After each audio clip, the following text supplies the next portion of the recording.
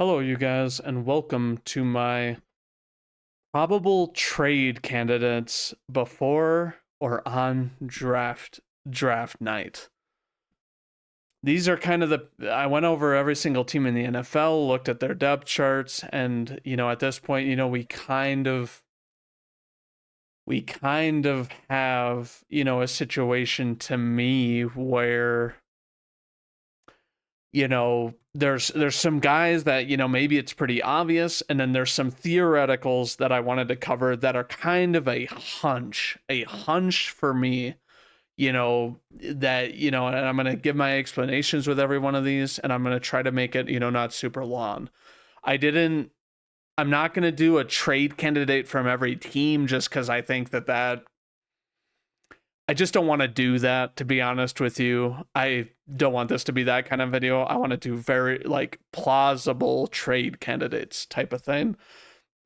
So it's not going to be from every team. Some teams will have multiple, of course. And without further ado, let's start us off. My first is Tyreek Hill. This one's pretty obvious.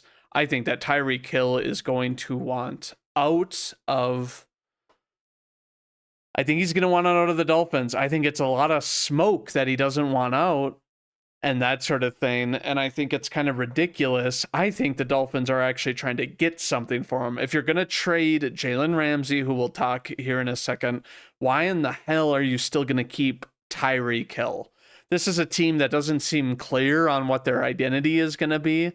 The only kind of young players that I would maybe say are off the table are Tua and Waddle, I guess. But it's the two obvious are Hill and Ramsey. And obviously Ramsey they're already exploring options with.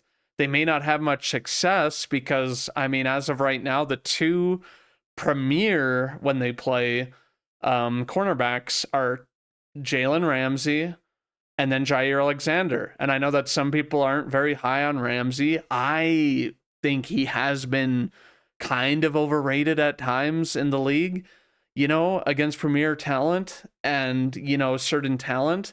And I also think that, obviously Jair has the injury concerns, but that he is actually really good when he's on the field. That's, the main concern with him.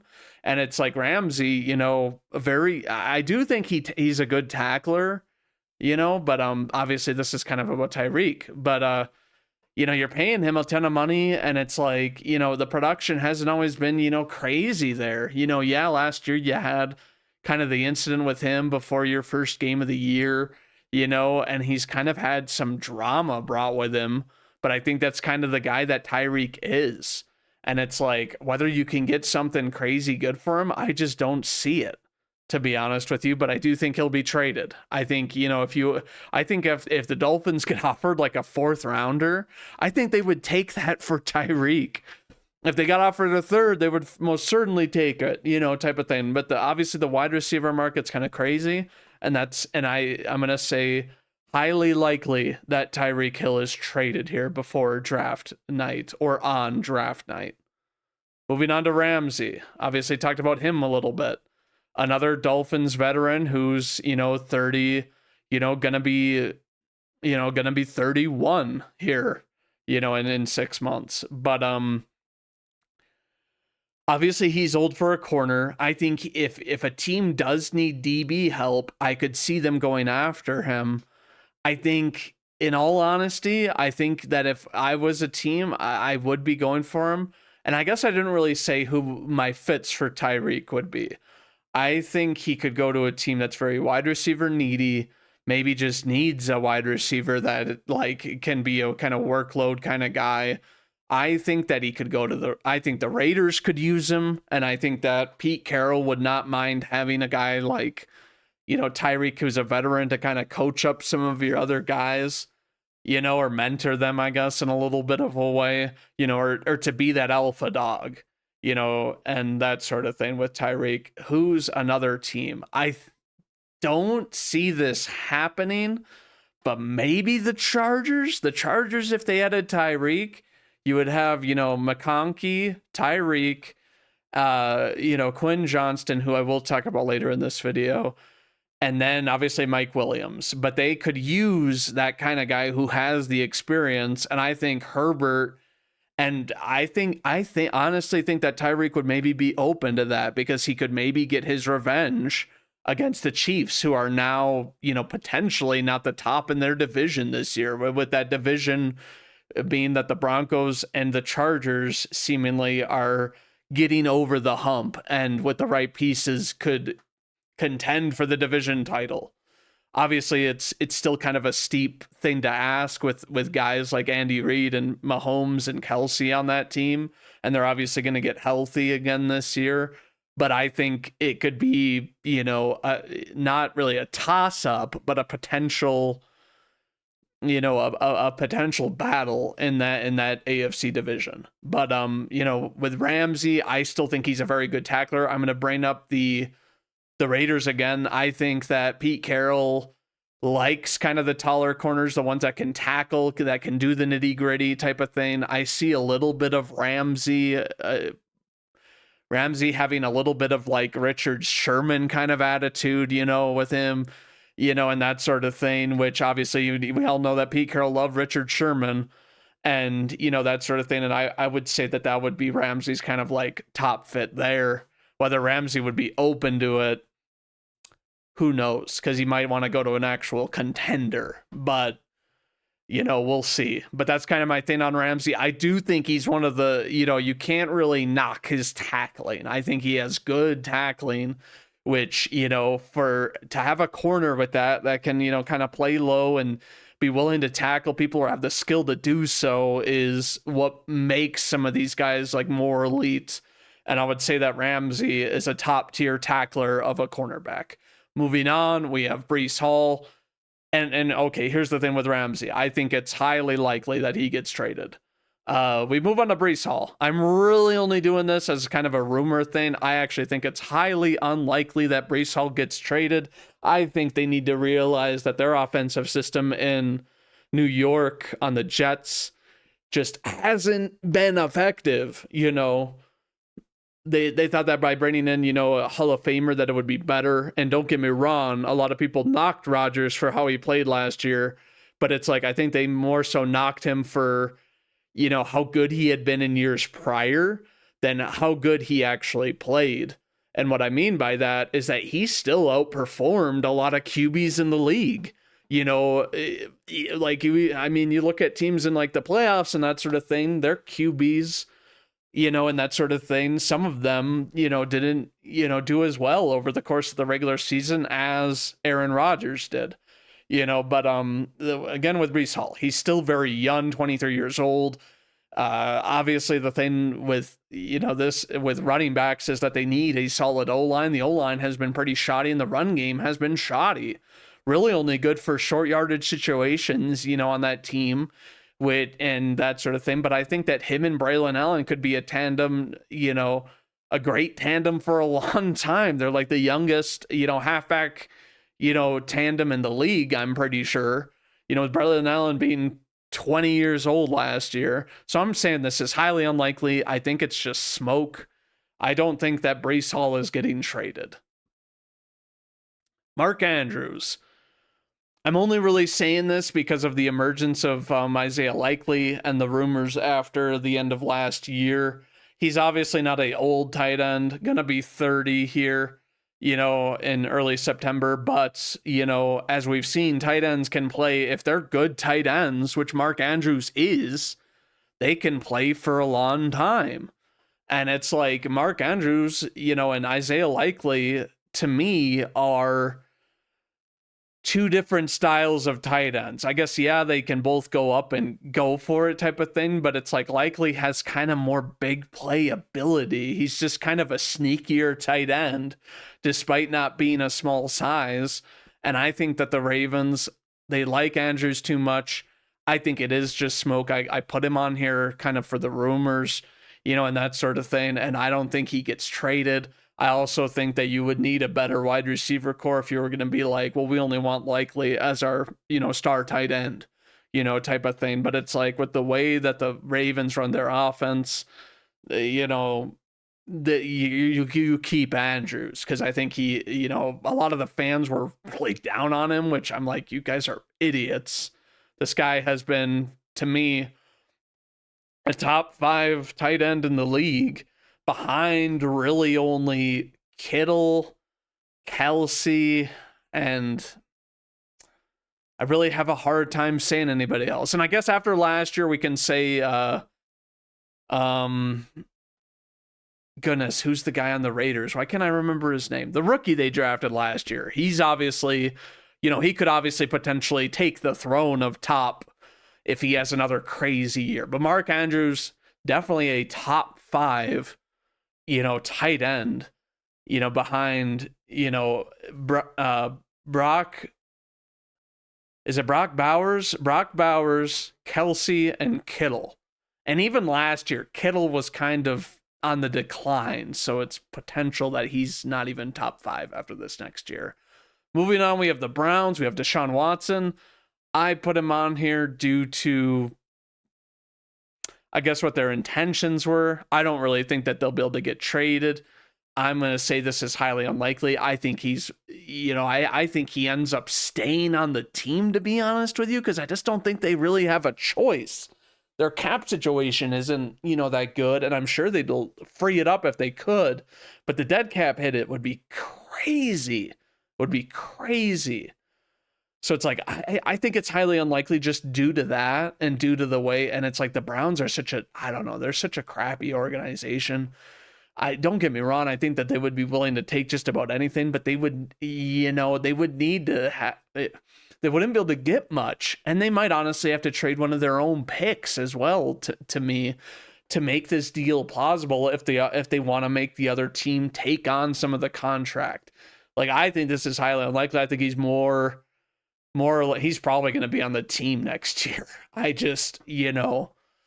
But who knows? The Browns, it's a weird situation, and I'm not going to talk very much about it. And it's sad the way that, Deshaun Watson's career was derailed, whether or not you believe the allegations or, what have you and whatever else. It's like, I don't know if we'll ever truly know if these allegations, are just haunting him, or it's like, oh, he's just getting, blackballed by the, the league, but who knows? Who really knows? Roman Wilson. This is really a random one. The reason I say this with Pittsburgh is because obviously they have Metcalf, Pickens, and Calvin Austin III. Roman Wilson's obviously a young wide receiver. I kind of put him on here, as a thing where I'm like, maybe he hasn't obviously played at all since he's gotten drafted, in the regular season and anything like that. So it's like, it's kind of weird, that you draft a guy on day 2 in round 3. Usually you'd think he'd get some playing time, but it's kind of bizarre. I put him on here because I think that it potentially, they might load up on more wide receiver, and that kind of leaves Roman Wilson as an odd young player out who hasn't gotten any playing time for whatever reason. So it's like, maybe he could be on there. And I was like, well, we'll put this guy on there, even though obviously who knows if it's going to work in Pittsburgh, but it's like, potentially you're drafting a wide receiver at some point in this draft, because there's a good amount of them that'll at least be potentially wide receiver 2s, but you obviously have DK and Pickens. So it's like, and that sort of thing. Colts, Anthony Richardson. I put this on here because obviously with Anthony Richardson, we have seen some incredible throws. I still remember that one last year where he has the pocket collapsed around him. No escape type scenario, and he's able to throw that thing so high up and angled so right in like the damn near corner of the end zone to Alec Pierce, and for a touchdown, that I'm like, the sky is the limit still for this kid. I feel like, don't get me wrong, I think he has some issues. I think he has an effort issue. I think that he really needs, but I really think he needs like an actual system. And I'm sorry, but the Colts, after last year, you've got the Colts, the Browns, the Jets, and then hell, I'll even throw the Dolphins in there because they're kind of, they're looking like they're being they're an oddly run organization too. And it's like, let me think of, is there any other teams that are as abysmal as those, type of thing? It's like, you have bad teams that they lose a lot of games, and then you have bad teams that, have talent, but they are poorly run, and it doesn't look like they have a plan. Anthony Richardson, I just don't think has gotten a fair shake. And obviously, this guy had the crazy amount of upside. And I still think he has a crazy amount of upside. Will obviously be 23 here in like a month. But it's like, that's crazy young for a QB. Most of these guys coming out of college, they're 22, 23. So maybe if he goes to the right team, riddle me this. Maybe he could go to a team like the Raiders, where it's like he's not going to play right away. And he can sit behind Geno Smith, and Geno can mentor him. And he can actually get the mentoring he needs. And then in like 2 or 3 years even, this guy could maybe start if they believe in him. And if he can prove that he can be that guy, because he is an undeniable potential talent. He just needs an actual like system. And it's like, if you go to a team like Pete Carroll's going to know how to like, tutor this kid, and he's going to know what to do to put him in the best situation to eventually start, type of thing, and he doesn't have to be that way. Or riddle me this, the Vikings only have, and they've said they've committed to JJ McCarthy, but imagine if they could get Anthony Richardson for cheap. Maybe JJ McCarthy doesn't pan out, crazy enough. But then you've got O'Connell coaching this guy, who is a QB whisperer. I'll say it. I think that you resurrect Sam Darnold's career, and you bring in this kid Richardson. It might be an odd scenario, but then you also think, oh my goodness, we have such a creative offense. Maybe we bring him in though for some sort of a run pass option, or do some, who knows, some Kevin O'Connell stuff, type of thing, where it's like, oh yeah, you have Richardson and you're doing some other things that other teams haven't seen, and it gets you over that offensive hunt to where teams are like, how the hell do we prepare for this defensively? But that's kind of a wild theory that, that I would have, because the Vikings only have McCarthy on the roster at this point, but Richardson, I think he just needs an actual QB coach to teach him. So who knows? But that's my take. I think that Richardson could be traded. I think the Colts are, who the heck knows what they're doing. Moving on, we have the Jaguars. I actually think that Trayvon Walker could be potentially shipped. Let's say Abdul Carter drops to this team. Do they skip him? No, they don't skip him. Now, I think it's highly unlikely that Abdul Carter drops to, 5? It's pick 5 that the Jaguars are there. I think that, he's going to go before then. He's just too good of a talent. But it's like, you look at the Jaguars, and they were not the best in some games at getting pressure. I'm thinking of the Bears game in London when I was like, good luck, Lord. And Caleb Williams, I think it was his best game last year, early in the year. But, Trayvon Walker, I think, could get traded. Obviously a first overall pick only a few years ago, still very, very, very young. Obviously, they're not paying him yet. But it's like, it's one of those things that it's like, how long are you going to keep holding out faith that this guy who was, if you're a number 1 overall pick, you better produce pretty quickly, at least in my opinion. But it's like Trayvon Walker, could be a trade candidate. But who knows, on draft night. And I'm also saying Josh Hines Allen. Seemingly with the contract, it seems like it got settled between them. But it also seems like the Jaguars, since acquiring their new head coach, they've traded some pieces that you wouldn't think they would trade. Maybe they're waiting for the ante to get big enough in order to, ship some of these guys.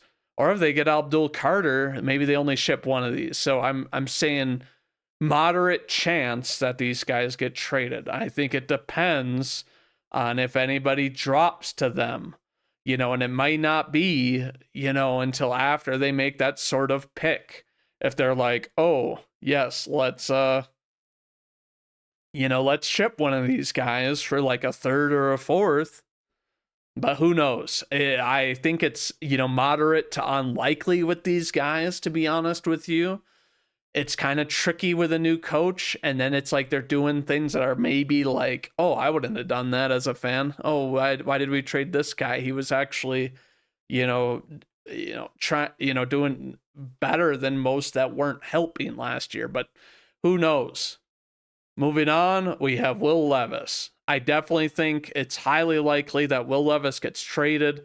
Perhaps they keep him as a backup, but I honestly think that Will Levis, well, he's not, he's not the level potentially of Josh Allen. He's got a similar kind of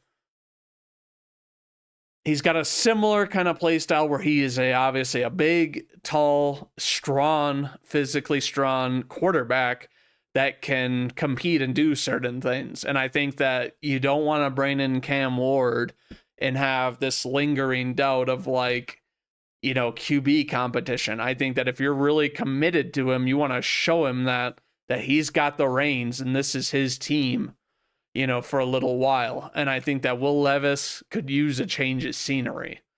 But I think that Will Levis is highly likely to potentially get traded. Maybe not for much, obviously, but it's like, obviously, there's not a lot of QBs in this draft. And it's like, I think that Will Levis has the size, the arm strength, and, the competitive nature that in the right situation, you can maybe mold him and teach him how to be a serviceable QB, potentially here. And like I said before, 25 to me is not young, or is young still for a QB, and it's like sometimes these guys just need the right situation.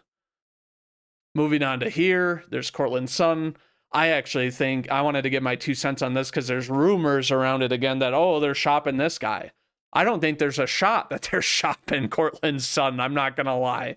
I'm going to put on blast anybody who says, oh, yeah, man, Cortland Sutton is on the trade market. It's like, this guy is not on the trade market unless some team were willing to commit like a second rounder or something, which I just don't see. I don't think that he's on the market.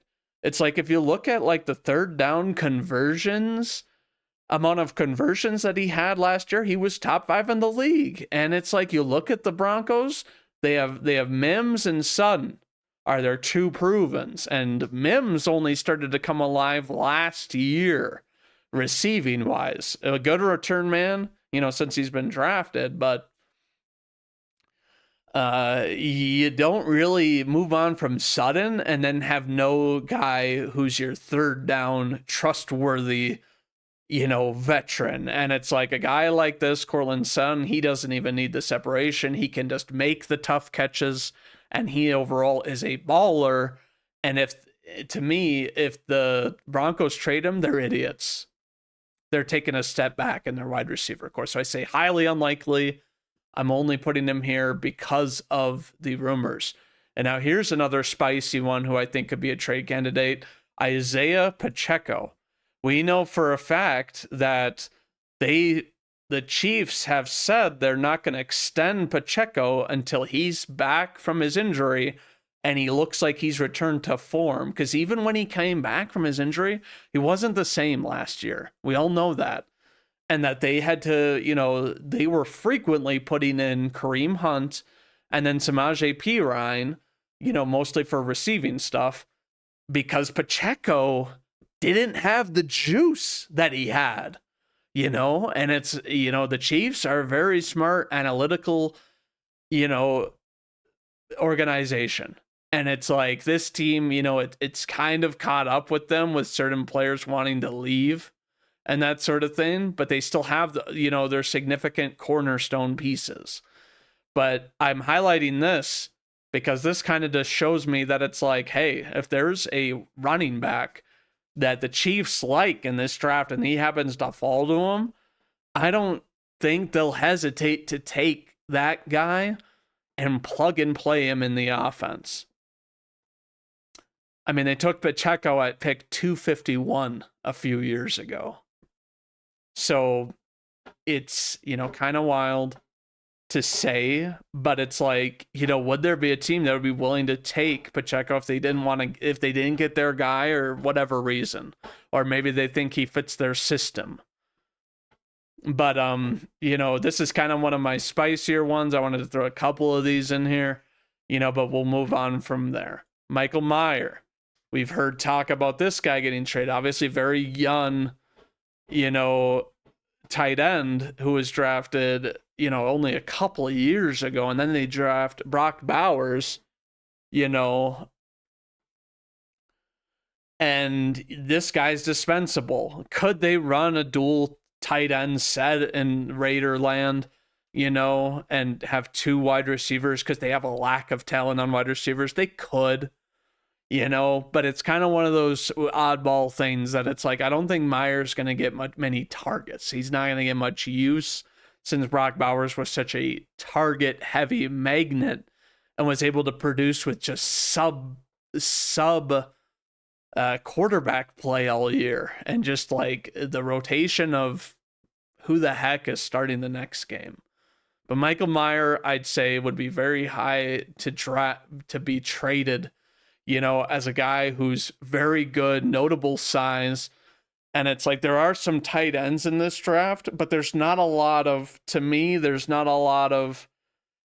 crazy amount of these guys that are like overall, big tight ends. Like a lot of them are kind of pass catcher tight ends, which Michael Mayer can be, but he can do it all with his, great size. But then moving on, we have Quinn Johnston. I mentioned him earlier. I think, Quinn Johnston could be a trade target, obviously the 21st overall pick in the 2023 draft, who just hasn't really panned out, was labeled to have rocks for hands, when, after his rookie year.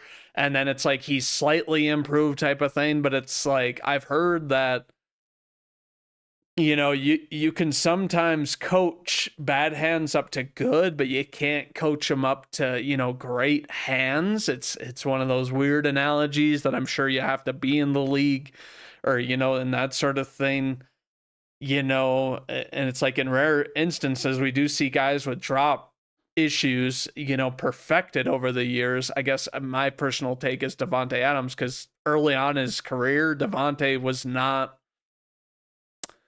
he was dropping a lot of footballs. And I remember on my Packers that every fan wanted him off the team, but then he was proven to be one of the, the best in the league at some point.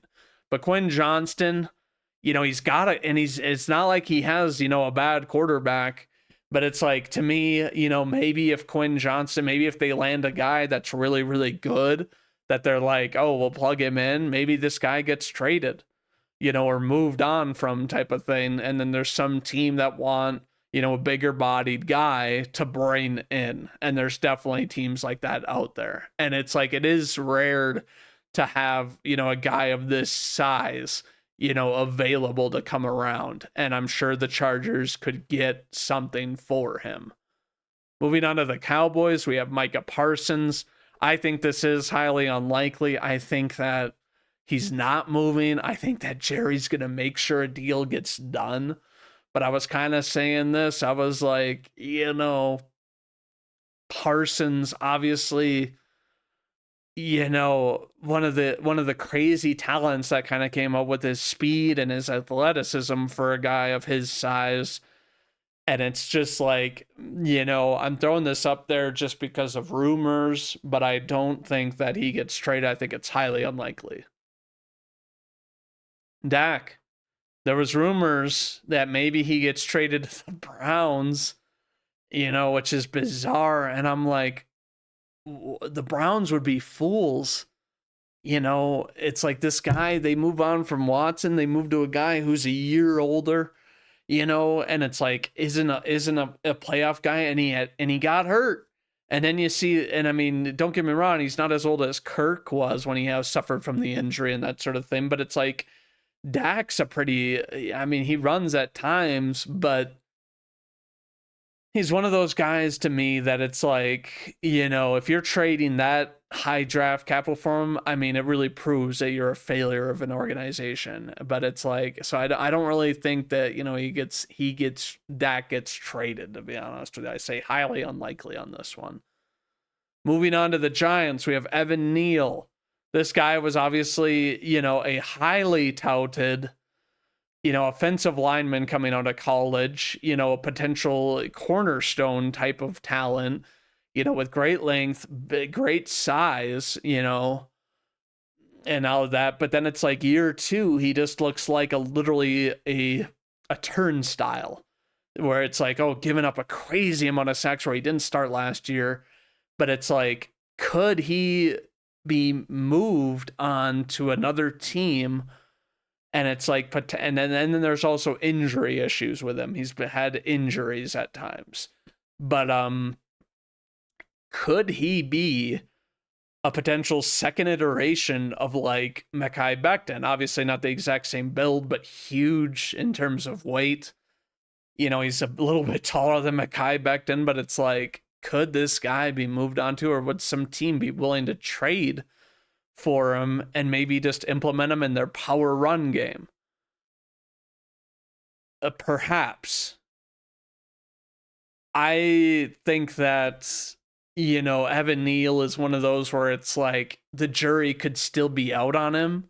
I think he was, he came into the league and he was fine year one, but then like his second year, who the heck knows? And then last year he wasn't starting. So it's, for a young guy, I mean, there's some team that'll take a chance on a dude like this. Especially it's like if he can end up being a very sound lineman for him, and it's like 24, gonna be 25, it's like many good years potentially if he can turn it around, and that's, to me, it's like, for the tackle position, where it's like it's a very hard position to have, consistency on for many years, there's the potential there. And it's like, maybe the Giants are ready to move off, and they're like, there's teams that it's like, they're like, oh yeah, this guy's been underwhelming since he's been here, and they're going to move on from him. Moving on to the NFC North and the Lions, I have Alex Anzalone here.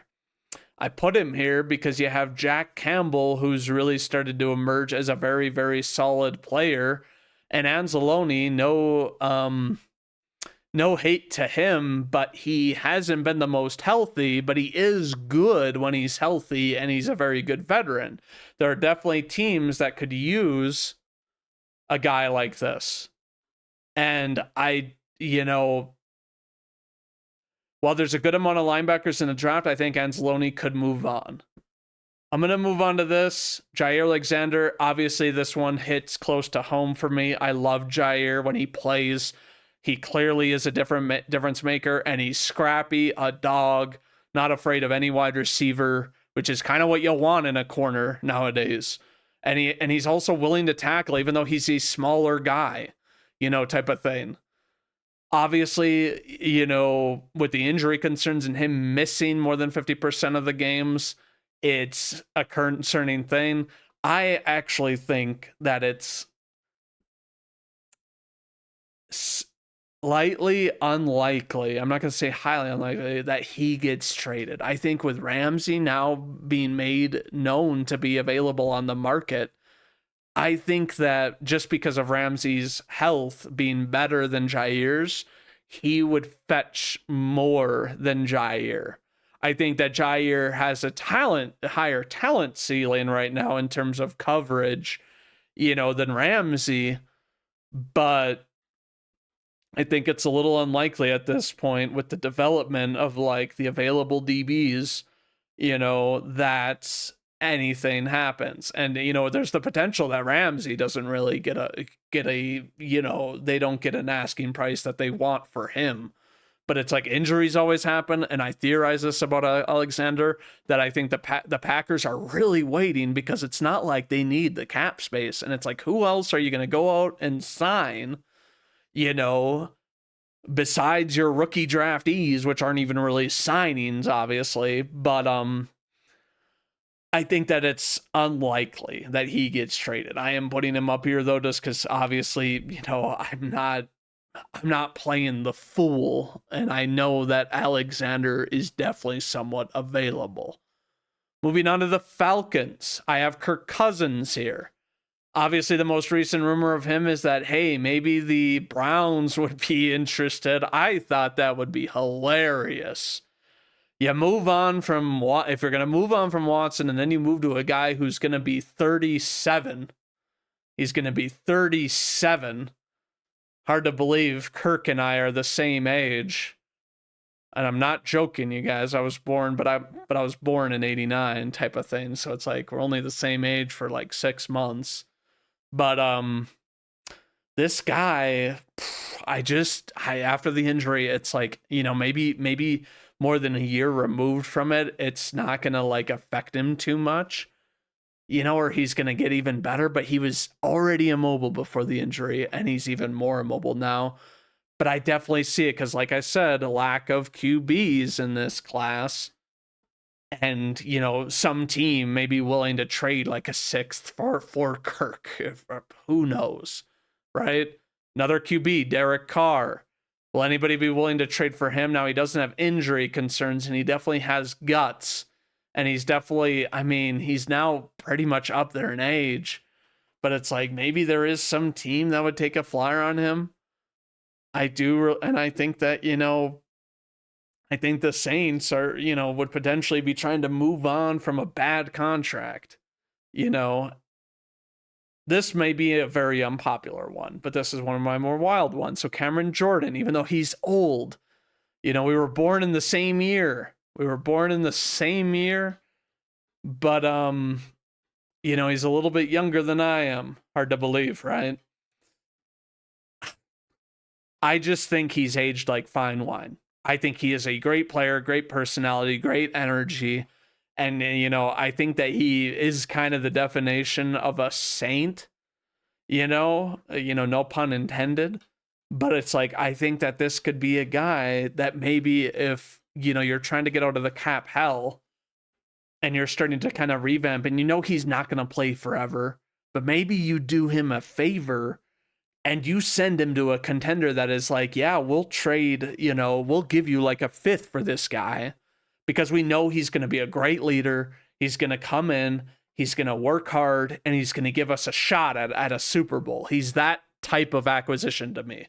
It's kind of similar nature where it's like the Rams brought in, who did they bring in? They brought in Von Miller, similar situation, I think, where it's like obviously Jordan a bit older, compared to Miller when he was, sent to the Rams for their Super Bowl, that year. But it's like, I think that Cameron Jordan, it's like, if you're trying to, fix your cap, you've really got to kind of get rid of these guys, that it's like, we're not going to do anything while they're here. And it's like, you could do Cameron Jordan a favor because to me, nobody else on this team deserves to compete for a championship more than him, at this point in their careers, than Cameron Jordan. And then last but not least, we have Kenneth Walker. There's been rumors that, he may want to reunite with Pete Carroll. I don't see it. I don't think he fits the mold of what a running back is to Pete Carroll. I think Pete Carroll always wanted the pound it backs like Marshawn Lynch. Kenneth Walker's obviously, people are always saying to me that he's like a stockier, kind of one cut guy. And I do kind of see it, but I also think that it's like you just need kind of the right scheme to be able to send him on a home run hit on any given play. And I don't see, with the addition of Sam Darnold and the lack of weapons in the wide receiver core, And it's like, who knows? You know, they obviously brought in Cup and then Marquez Valdez-Scantling, but it's like, who knows? I say highly unlikely for Kenneth Walker to get traded. I think he is a stud, and I just don't think that the Seahawks are going to be like, yeah, we're shipping Kenneth Walker, even though Charbonnet is really good. I honestly do think that Charbonnet should maybe have the workload of the running backs, and then maybe you plug in Kenneth Walker if you've really got like a sort of play you want to run with him after like some wear and tear with Charbonnet, because he's your home run back. But it's kind of one of those where I think that he should be used a little bit more sparingly because of the injury concern, you know, and that he hasn't been able to get away from that any year of his career. But that's going to conclude it for this video, you guys. Tell me what you think, if any of these are outlandish to you. I definitely wouldn't be opposed to, you know, hearing that. But as always, this is Cast, and I'm your host, Cassidy Streeter. And as always, go Pack Go.